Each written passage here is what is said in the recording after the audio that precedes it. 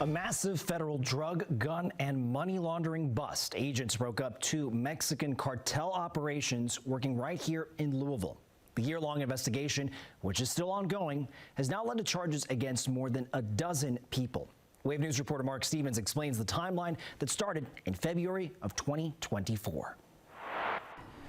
This massive federal investigation actually just started as a police call to a shooting at 3706 Lentz. What was a non-fatal shooting turned into a firearms bust where officers seized more than 43 firearms. Some of those were stolen, others have been found to be used in other crimes.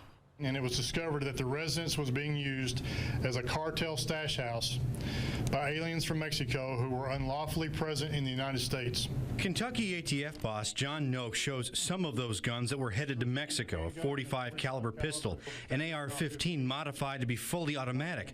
American guns highly sought after by foreign criminals. There's a war going on in Mexico, and these are outfitting those troops, right? Those cartels, those terrorist members. The Sinaloa and Jalisco New Generation cartels sent at least 4 cars between the U.S. and Mexico carrying cocaine and cash on the return trip.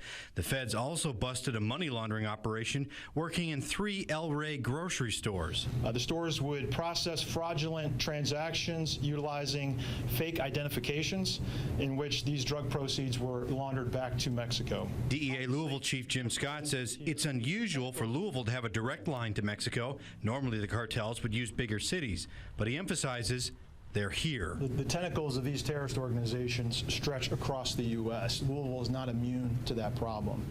Of more than a dozen people indicted, 4 are on the run, possibly in Mexico. 4 of the people face over hundreds of years in prison if convicted and given the maximum sentence. In Louisville, Mark Stevens, Wave News.